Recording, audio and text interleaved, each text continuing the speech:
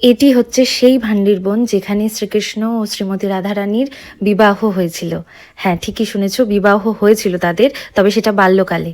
এবং সেই বিবাহ দিয়েছিলেন স্বয়ং ব্রহ্মাদেব। মান্যতা আছে সেই বিবাহের দিন কীট পতঙ্গ গাছ পশু পাখি যে কোনো রূপেই সেদিন যে যারা যারা সেখানে প্রস্তুত ছিলেন তারাই নাকি সেই ভান্ডির বনে পৌঁছতে পারে। তাহলে কি আমরাও সেদিন উপস্থিত ছিলাম কোনো না কোনো রূপে? এটা ভাবলেই কেমন একটা মনে হচ্ছে না? পূর্বজন্মের কথা তো জানি না, তবে এই জন্মে যে সেখানে পৌঁছতে পেরেছি এটা ভেবেই আনন্দ হচ্ছে। আর তোমরাও অনেক ভাগ্যবান যে বৃন্দাবন যাওয়ার আগে এই ভিডিওটি তোমাদের কাছে চলে এসেছে, তাই তোমরা জেনে নিলে।